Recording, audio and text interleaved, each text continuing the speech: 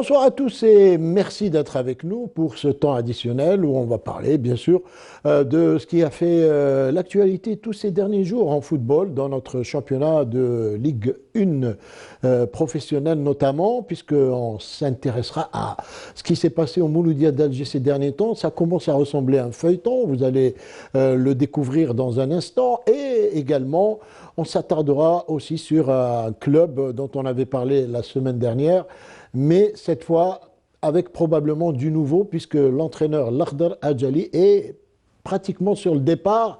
Vous allez également écouter ses réactions après le match qu'il avait donc perdu face au Paradou Athletic Club. Pour en parler avec moi, bien sûr, comme chaque mercredi, Mustapha Haddan, bonsoir. Bonsoir Ardouane, bonsoir amis téléspectateurs. On avait suivi, je qualifie ça de feuilleton, c'est pas péjoratif, parce qu'il y a des rebondissements à chaque fois au sein du Mouloudia d'Alger. Il y a eu, depuis mercredi dernier, l'annonce du limogeage de Bernard Casoni par le directeur général sportif qui est Fouad Sakhri. Et apparemment, cela a créé un peu, on va dire, une sorte de zizanie entre le directeur général sportif et le président du conseil d'administration. Avant d'en parler avec vous, Mustapha Haddan, je vous propose de suivre la chronologie des faits avec Sarah, qui nous a, bien sûr, Sarah Derbel, qui nous a préparé un sujet. On va l'écouter.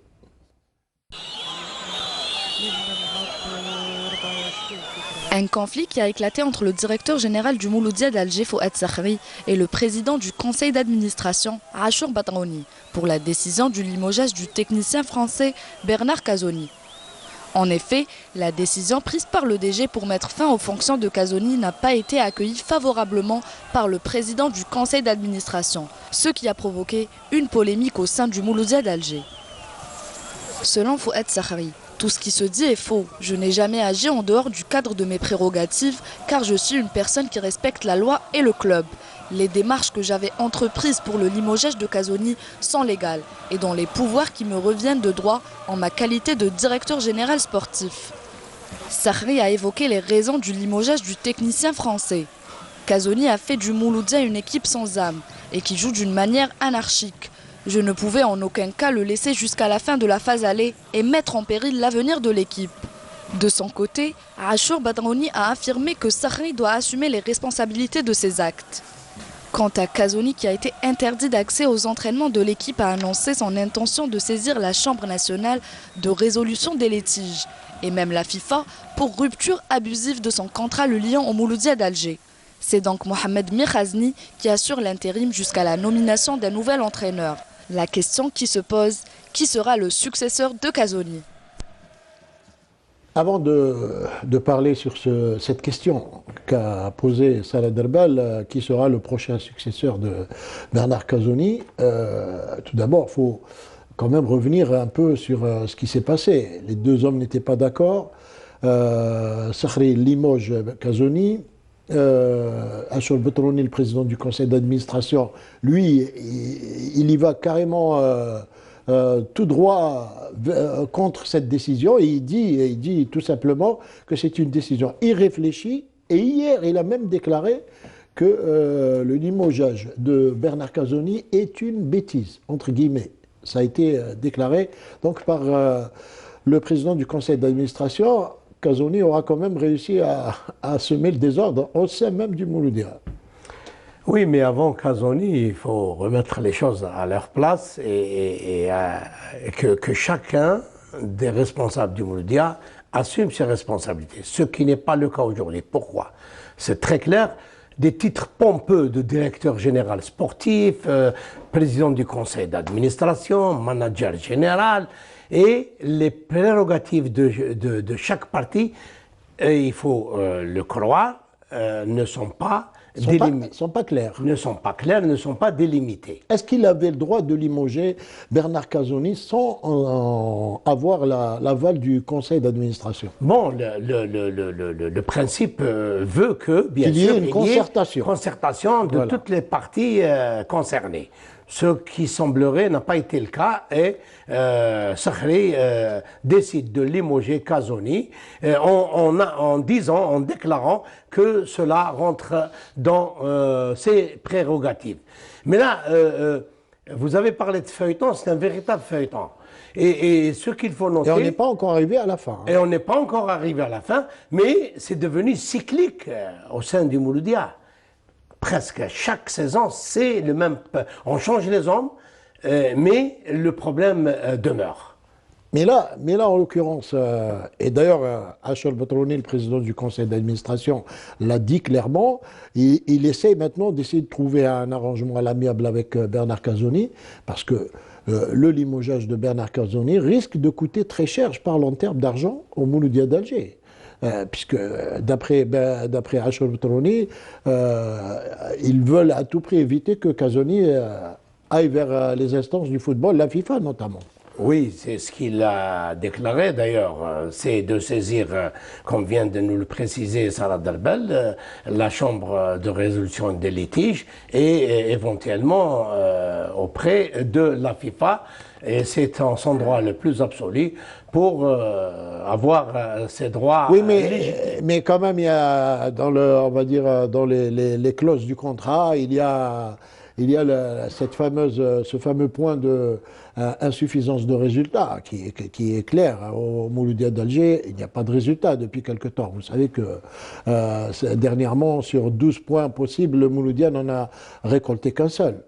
Oui, mais on n'en est pas pour essayer de faire la part des choses. On n'en est pas à la fin de saison pour faire le bilan et voir si Bernard Casoni est dans ses objectifs ou il ne l'est pas. Même si, de mon point de vue, comme le déclare Fouad Sakhri, de mon point de vue, il est vrai que le Mouloudia d'Alger navigue à vue d'œil dans les prestations, les dernières et les résultats. Ça c'est quand on parle en termes de, on va dire, de jeu, de volume de jeu ou de qualité de jeu de l'équipe. C'est vrai que ça laisse à désirer. Oui. Mais également la partie adverse qui est Casoni peut vous dire, moi je suis deuxième au classement. Oui, il est deuxième au classement, ce que je disais. Il est toujours dans les limites de ses objectifs. Donc, il est en droit, même si, entre parenthèses, si on venait à défalquer les points qu'il aura gagnés sur tapis vert, oui, il se retrouverait au moins dans le ventre mou du classement. Oui, au moins. Sinon, dans la deuxième partie inférieure. Alors, ce qui nous amène également à dire que, est-ce qu'il ne faudrait pas, à l'avenir, être beaucoup plus strict et beaucoup plus appliqué sur les clauses des contrats qu'on passe avec les entraîneurs, notamment les entraîneurs étrangers qui souvent coûtent très cher à nos clubs. Quel que soit, il faudrait que quand même, on parle de tout et on revient toujours à un problème de gestion, de gouvernance. Un contrat établi en bonne et due forme entre deux parties, chacun de son côté doit... Il faut toujours prévoir doit faire valoir des droits, des clauses éventuelles de rupture de contrat, etc. Et là c'est quand même l'administration Sonatrach qui gère le volet et ce n'est pas... c'est la première entreprise du pays. Et en plus, avec le conseil d'administration, le directeur général sportif, le manager général, la Sonatrach en tant qu'institution étatique, c'est elle qui finalement décide en dernier lieu. Et il semblerait que même il y aurait un souhait de liquider et Batrouni et Fouad Sakhri. Ça reste encore dans le volet des spéculations, on va dire. En tout cas, pour le moment, nous, tout ce qu'on souhaite pour ce grand club qui est engagé également dans une compétition régionale qui est la Coupe arabe et qui s'est qualifié en quart de finale, tout ce qu'on souhaite, c'est que les choses s'arrangent et aillent pour le mieux au sein de la direction de ce grand club qui est le Mouloudia d'Alger. du Mouloudia, on passe sans transition au Nahd de Hussein D. On en avait parlé la semaine dernière. Mustafa Haden, souvenez-vous, on en avait dit le Nahd qui est pratiquement en naufrage. Et ça s'est confirmé. Défaite 3-1 face au Paradou. Dans un match qu'on peut même qualifier de match à 6 points, puisque le Paradou occupe la dernière place. Le Nahd maintenant est pas loin de la dernière place, puisque le Paradou a 3 matchs en retard. Alors, aujourd'hui, ce qui nous intéresse le plus, c'est ce qui s'est passé après le match face au Paradou. L'Akhdar Adjali était véritablement hors de lui et on va écouter ce qu'il a dit à la sortie du tunnel du terrain pour aller au vestiaire. Il l'a dit au micro de Saïd, notre reporter qui était sur place. وكأنه المشاكل اللي صارت كاع في ملاحة حسين داي حابين يديروا كبش فداء الخضر عجالي. انا نقولها ونعاودها، كاين شبان، كاين امكانيات في هذا الفريق، ولكن لما ما تكونش السند المادي، لما ما يكونش لي كونفور، لاعب ما يقدرش يمد لك، لما ما عندوش وين ياكل، ما عندوش وين يبات، ما عندوش الاموال، ساهل اليوم تجي. انا اليوم انا قلت لك مقابله هذه فيها فائز فيها، ولكن اليوم ما نتقبلش انه الام تاعي تتسب بهذه الطريقه اللي عندها 88 سنه 88 سنه تتسب بهذه الطريقه، يعني وكانه شخصه هنايا بعض المناصرين، نقول شبه المناصرين، باسكو المناصرين اللي يعرفوا ملاحه حسين داي يعرفوا باللي نهار كانت البحبوحه، نقولها ونعاودها، عجالي ما يطولوش، وعجالي في هذه الفتره هذه جا ما حبش يدور ظهره لملاحه حسين داي وما حبش يدور ظهره الفريق تاعو. ونتكلم انا مع الاداره باسكو انا شوف كاع الفرق وين ما عجبنيش الحال حطيت الاستقاله. Quand on entend ça, on comprend qu'il est pratiquement, il a un pied dehors du Nahd, puisqu'il n'a pas supporté ce qui s'est passé pendant le match et à la sortie, surtout à la fin du match. Oui, tout à fait. Bien qu'il ait été conscient, je suppose, à sa venue au Nahd, de la situation qui prévalait à l'époque et qui ne fait qu'empirer. Sur le plan des résultats, même s'il a une part de responsabilité engagée, mais ce qu'il dit est déroutant, est complètement incroyable, inadmissible, dans la mesure où il parle de restauration des joueurs absente, de logement de joueurs absente, de rémunération mensuelle absente, et ce qu'il faut dire pour le valeureux public algérien et les supporters du Nahd. Le match, c'est l'image finale. C'est la copie rendue à travers toutes les préparations qui auront été effectuées avant le match. Ça veut dire tout ça, la logistique, les joueurs payés, le regroupement, la restauration, la récupération. Mais bon, nous, on a très bien suivi ce qu'il a dit à notre journaliste Saïd Fellak, mais le problème, c'est que là, de l'autre côté, les dirigeants, eux, disent que la situation s'est améliorée ces derniers temps sur le plan financier et qu'il n'y a plus de problème. Donc là, on se demande quelquefois à qui il faut croire. Bon, c'est vrai qu'il a dit ça à chaud, peut-être que toutes ces insultes qui ont été proférées à son encontre et qu'on condamne, parce que les entraîneurs doivent être, les joueurs, les entraîneurs doivent être protégés aussi bien pendant les matchs qu'après les matchs, aux entraînements, partout où ils sont, ils doivent être protégés, mais par qui? Par les dirigeants. Oui, mais justement, les dirigeants sont absents. Il dit que... Non, ils ne sont pas absents, ils sont... Oui, ils sont... Je dis absents, ils ne sont pas présents. Même les dirigeants étaient, eux, pris à partie à la suite de ce match où j'étais présent. J'ai assisté aux scènes qui se sont produites. Oui, parce que les supporters ont compris qu'il y a quelque part une situation de délaissement de la part des dirigeants qui n'assistent pas l'équipe à l'entraînement et résultats des courses.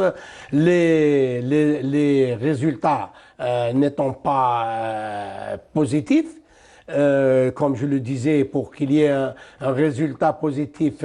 La dernière image d'une équipe, c'est le match. Mais avant le match, il y a combien de paramètres qui doivent être appliqués pour arriver à donner cette aura à l'équipe pour être finalement compétitive et arracher des résultats. Et si Adjali part, est-ce que vous pensez que ça va être facile pour les dirigeants du NED d'améliorer la situation, de trouver la solution en quelque sorte? Oui, de toutes les manières, c'est connu. Il y avait problème avant Adjali, le problème subsiste et persiste encore. Donc la solution idoine, c'est le fusible, changer d'entraîneur, mais ce n'est pas toujours la meilleure solution. On l'a dit la fois passée, il faudrait que toutes les parties concernées du NED sortent la tête de l'eau pour entourer, encadrer cette équipe qui mérite mieux que cette situation pour avoir donné beaucoup, énormément au football national. Alors ce qui arrive au NED n'est pas un cas isolé. Moi je voudrais revenir sur un point important. La saison dernière, la Ligue de football professionnel avait dit il n'y aura désormais que 2 licences d'entraîneurs par club par saison. C'est bien ça? Oui. Alors, qu'est-ce qui se passe aujourd'hui? Il y a des clubs qui sont... Je parle en Ligue 2 par exemple, il y a un club qui s'appelle l'AS Group qui en est à son 5e entraîneur. Alors, qu'est-ce qui se passe? Il n'y a pas de... On n'applique pas le règlement, ou bien est-ce que les clubs s'arrangent toujours pour contourner cet article du règlement? Honnêtement, je ne le sais pas. Mais il y a un règlement qui a été mis en place pour limiter le nombre d'entraîneurs. Et vous pensez que c'est bien, c'est une bonne chose? Une bonne ou une mauvaise, on peut en discuter. Mais le point de règlement étant pendu, l'interdiction à un entraîneur d'avoir plus de 2 licences, il faut l'appliquer. Maintenant, pour discuter. Oui, mais ce n'est pas un entraîneur d'avoir plus de 2 licences. Il faudrait imposer ça aux clubs, pas aux entraîneurs. Les clubs ne peuvent pas avoir plus de 2 licences par saison. Oui, mais vous venez de citer un cas concret et édifiant. 5 entraîneurs. C'est pas sérieux, 5 entraîneurs en 14 matchs. Comment on trouve la combine pour que les 5 entraîneurs, le premier, le deuxième, troisième, quatrième, cinquième, puissent être assis sur le banc de touche? Ça veut dire qu'il y a des manœuvres quelque part. La question, faudrait la poser tout simplement à la Ligue de football professionnel. Oui, mais c'est ce qui serait plus grave. Moi, je dis, en faisant allusion au respect des règlements, ce qui serait grave, c'est que la Ligue de football professionnel délivre des dérogations. Alors là, c'est la porte ouverte à tout. Maintenant, les clubs trouvent toujours des combines en faisant passer une licence d'un entraîneur X qui ne travaille pas, qui est chômeur, et pour faire introduire le 3e entraîneur, la 3e licence d'entraîneur, la 4e et la 5e. Pour revenir au NED,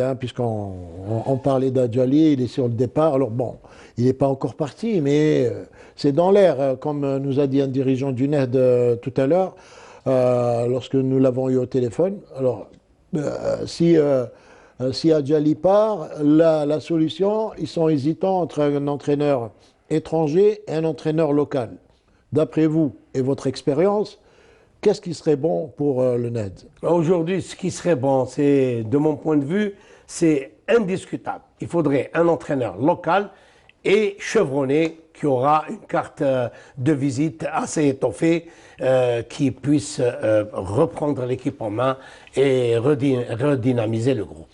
Voilà, votre conseil, j'espère qu'ils vont le suivre, parce qu'il est quand même assez pragmatique et objectif. Merci Mostafa Aden.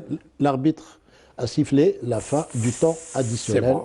Et beaucoup de matchs se règlent dans les temps additionnels, d'où notre émission. Un autre temps additionnel mercredi prochain, Inch'Allah. Et d'ici là, portez-vous bien. Merci de nous avoir suivis. Excellente soirée à vous sur Canal Algérie. À mercredi prochain.